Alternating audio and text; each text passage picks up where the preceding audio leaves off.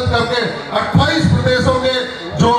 Expert है उनको बुला करके साइबर क्राइम पर रोक कैसे लगाई जा सके उसके लिए काम शुरू कर दिया गया है। और इन लोगों को भी शीघ्र ही सलाखों के पीछे पहुंचाने का काम शुरू तो हो गया है, लेकिन पूरा बंद करने का काम करके आमजन को शांति और सुरक्षा देने का काम किया जाएगा। मेरा आपने स्वागत किया। तो समाज में विकृतियां नहीं आएंगी, इसलिए ऐसे आयोजनों से संकल्प लेकर संततियां संस्कारवान हो, इसका संकल्प लेकर के हमको जाना चाहिए। मैं तो आपका छोटा सा राजनीतिक सामाजिक कार्यकर्ता हूँ। पिछली बार आपके बीच में आया था, अब की बार बहन नोकसम जी आपके बीच में है, लेकिन मैं मेरे ऊपर जब भी जहाँ भी जाता हूँ तो आप सब लोगों की जो भी आशीर्वाद है मेरे ऊपर हमेशा रहता है। इसीलिए आपके आशीर्वाद के बल पर मैं बड़े बड़े आतताई और अत्याचारियों से लड़ने की हिम्मत रखता हूँ और लड़कर के उनको सही रास्ते पर लाने का प्रयास करता हूँ। यही कारण था कि पिछले 5 साल जब आपके बीच में रहा तो जो यहाँ अत्याचारी आतताई यहाँ राज कर रहे थे, उनकी तोप का मुंह आपकी ओर नहीं हुआ, उनकी तोप का मुंह उन्हीं की ओर हो गया और उसमें भस्म होकर के जल गए। नोकचंदी जैसी बहन यहाँ से विधायक बन गई है। हम संकल्प लेते हैं गौरक्षा का। गौपालन विभाग भी मेरे पास है। हमने कामा में आयोजित इस पंच कल्याण महोत्सव में थोड़ा पीछे से नीचे से बना लो ना। आज हमारे साथ यहाँ के स्थानीय विधायक आदरणीय नौक्षम चौधरी जी, राजस्थान सरकार में पूर्व मंत्री रहे बड़े भाई मदन मोहन जी सिंघल साहब, यहाँ के कई बार प्रधान रहे, भारतीय जनता पार्टी के जिलाध्यक्ष रहे आदरणीय रविंद्र जी जैन साहब, और इस पंच कल्याणक महोत्सव की समस्त पूजनीय आयोजन कमेटी, मंच के समक्ष विराजमान जैन समाज के सभी मेरे पिता तुल बुजुर्ग नौजवान साथी, माताएं, बहनें, भगवान श्री कृष्ण जी की क्रीड़ा स्थली और बहन विजयमती जी की जन्म स्थली, इस काम्य वन की भूमि पर मैं सबसे पहले तो आचार्य जी का, सुनील सागर जी महाराज का और सभी जैन मुनियों का अभिवादन करता हूँ, साष्टांग प्रणाम करता हूँ। देखिए, महाराज जी के मुखारविंद से हम अपने जीवन के कल्याण के सूत्र और भारतीय संस्कृति का संरक्षण, धर्म की रक्षा और विश्व कल्याण का मंत्र हमने श्रवण किया है, आत्मसात किया है। और निश्चित रूप से जहां तक मुझे जानकारी है, विश्व भर में जब संस्कृतियों की चर्चा होती है विद्वानों के बीच में, तो एक बात निकल के आती है कि भारतीय संस्कृति ही सर्वश्रेष्ठ संस्कृति है।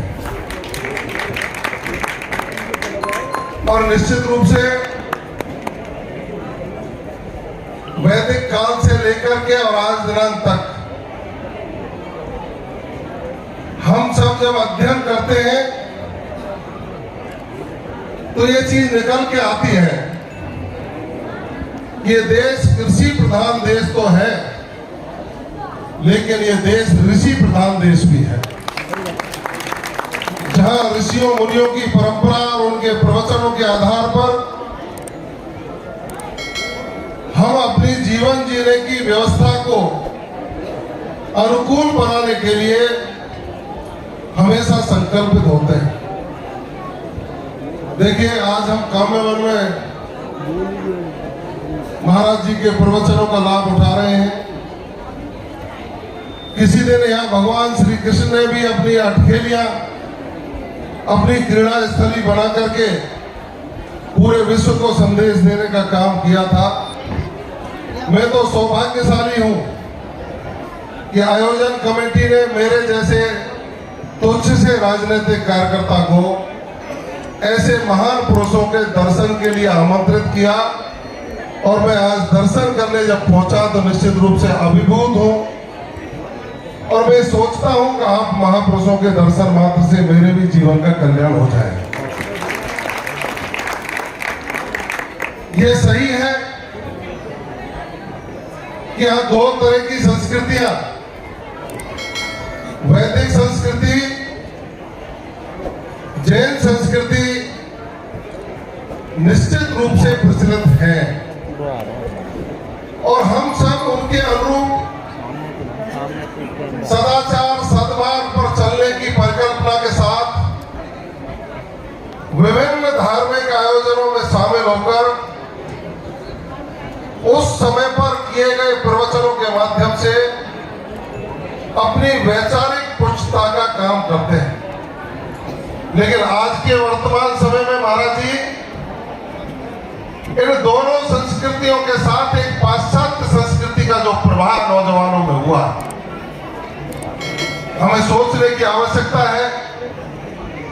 कि पाश्चात्य संस्कृति का प्रभाव नहीं हो, उसका प्रभाव नहीं हो कि पाश्चात्य संस्कृति में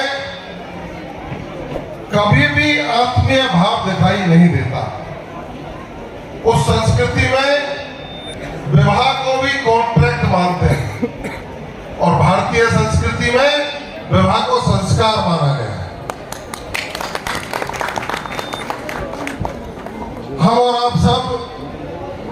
अभी महाराज जी के मुखारबिंद से जो सुन रहे थे कि मां का स्थान सर्वश्रेष्ठ है और उस मां के स्थान को सर्वश्रेष्ठ मानते हुए यदि हम पुरातन समय में जाएंगे और चिंतन करेंगे तो भारत की प्रत्येक चीज की शुरुआत या हमें कुछ मांगना होता है तो प्राप्ति की भी मां रूपी उनसे होती है कि जब हमको शिक्षा की प्राप्ति करनी होती है तो मां सरस्वती की पूजा करनी पड़ती है। हमें जब धन की प्राप्ति की आवश्यकता होती है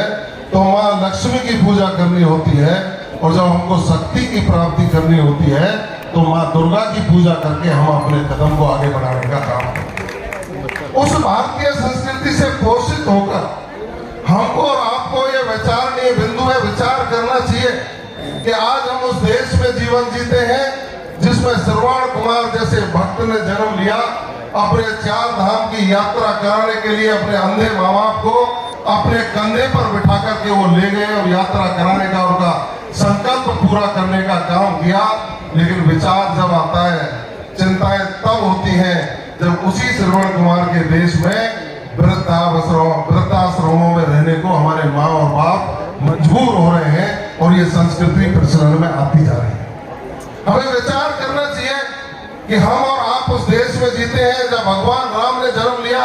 और भरत जैसा भाई पैदा हुआ। किसी कारणवश उनको वनवास जरूर जाना पड़ा, लेकिन जब उनकी माँ कैकेयी ने कहा भरत को राज मिलेगा, लेकिन हमें साधुवाद देना चाहिए, हमको आत्मसात करना चाहिए भरत जैसे भाई के लक्षण कि उन्होंने 14 वर्ष तक राम के खड़ाओं की पूजा करना स्वीकार किया, लेकिन सिंहासन की होकर नजर उठा करके नहीं देखी। चिंता जब होती है जब एक भाई भाई की संपत्ति पर हमला करता है, चिंता जब होती है जब पड़ोसी को दुख प्रकट करने के लिए हम मजबूर कर देते हैं, 4 आंगुल के ऊपर मर्डर हो जाते हैं। ये हमको नहीं करना चाहिए। हमें सोचना चाहिए और विचार करना चाहिए कि ऐसे साधु संतों के माध्यम से जो विचार हमको सम्मेलनों में, उनके प्रवचनों में, कथाओं में जब सुनने को मिलते हैं तो निश्चित रूप से उनको आत्मसात करके आगे बढ़ना चाहिए, क्योंकि हम उस देश में जीते हैं जहाँ पन्नाधाय जैसी त्यागी तपस्वी वीरांगना ने जन्म लिया। अपनी स्वामी भक्ति की पराकाष्ठा, वहां के राजा की जिस तरह से विरोधियों ने उनके वंश को मिटाने की संकल्पना को पूरा करने के लिए प्रयास किया, तो मां पन्नाधाय ने अपने बेटे चंदन का बलिदान देना स्वीकार किया, लेकिन उनके वंश को मिटने नहीं दिया।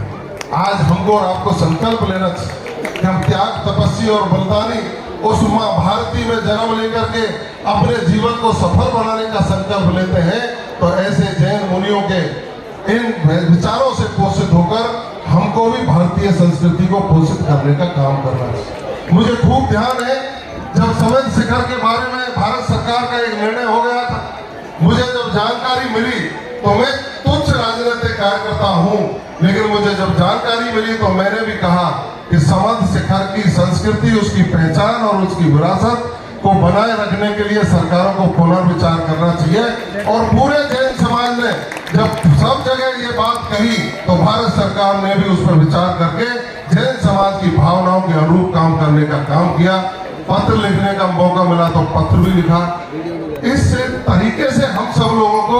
अपनी संस्कृति और विरासत के संरक्षण का संकल्प लेना चाहिए। आज अनुकूल समय है, ठीक कह रहे थे महाराज जी, आज अनुकूल समय है जब देश में विरासत के संरक्षण की बात हो रही है, क्योंकि जो समाज, जो व्यक्ति और जो देश अपनी विरासत का संरक्षण नहीं कर सकते वो आगे नहीं बढ़ सकते। क्योंकि हमें अपनी विरासत का संरक्षण लिप्त पाया जाएगा, उसके खिलाफ भी ठोस कार्रवाई करने का काम करेंगे। अमन चैन शांतियां बहाल रहे, आप लोग प्रेम और भाईचारे का संदेश लेकर के जाएं। साधु संतों के आशीर्वाद से भारतीय संस्कृति के संरक्षण और